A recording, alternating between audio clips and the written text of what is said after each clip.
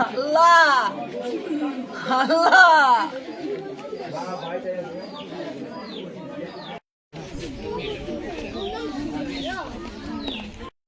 সকালবেলা আব্বু ঘুমের থেকে উঠছে, ওইটা আম্মু এদিকে হাঁটতে গিয়েছে, আব্বুর হাইটে আসছে এবং সুরাইয়ারে দেখছে যে এখানে উঠান ঝাড়ু দিতেছে।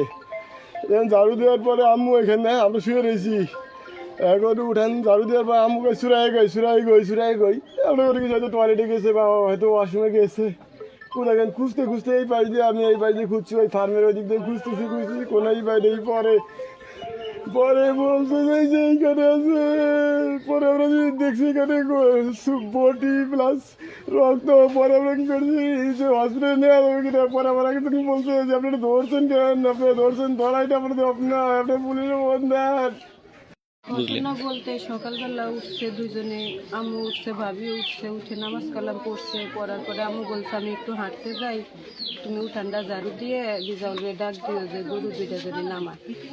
তো আম্মু হাঁটতে গেছে, হাইটে আইসে সেটা আর ভাবিরে পায় না। তো বাড়িতে খুঁজছে, ভাবছে বাথরুমের গেছে নাকি, তো সব জায়গায় খুঁজছে, পায় না। কাকাকে বাড়ি গেছে, ওগু বাড়ি আছে নাকি, পায় না।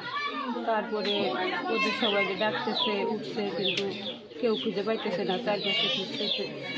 পরে হলো খোঁজাখুঁজির মুহূর্তেই মানে আম্মু এক সময় দেখতেছে যে গায়ের কাপড় দেখা যায়, তখন হলো ওরা গিয়েছে সবাই, যাই তাড়াতাড়ি হাসপাতালে নেবে করে নামাইছে। পরে দেখা যায় এখন এটা কিভাবে হইলো কি হইলো আমরা তো কিচ্ছু জানি না। এটার একটা সুষ্ঠু তদন্ত দরকার যে কিভাবে ঘটনাটা ঘটলো বা কি হইলো। একটা বাগানের ভিতরে একটা বটি নিয়ে তার কত টাকা কুবাইছে, এই খবরটা পাইছি তারা রাজবাড়ী হাসপাতালে, আপনার ফরিদপুর হাসপাতালে সদরে। আমরা ফরিদপুর সদর হাসপাতালে গেছি, সদর হাসপাতালে না পাই আবার খবর শুনতে রাজবাড়ী হাসপাতালে, আবার আমরা রাজবাড়ী হাসপাতালে আইছি। সেখানে আমরা সারাদিন দৌড়াদৌড়ি করতেছি, আপনার কোনো খবর। তাহলে মেয়েটা এই যাতারে মাইরে ফেলছে, তাহলে আমাদের এই খবরটা বড় খবর দিয়ে আমাদের দেশভরে ঘুরে নিয়ে বেড়ার কারণগুলো কি? আমরা খবর পাইছি ধরে না 9টার দিকের খবর। আমার হলো স্বাস্থ্যবাদী মেয়ে। এখন আপনাদের কি ধারণা, কে আমাদের ধারণা ডাইরেক্ট গলা কেটে মেরে ফেলা দিচ্ছে। কে মারতে পারে, কি আশঙ্কা করতেছেন?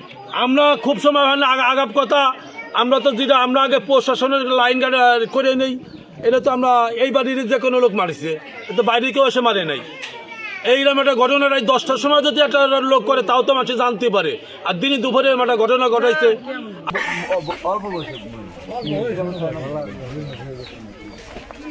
16 বছর।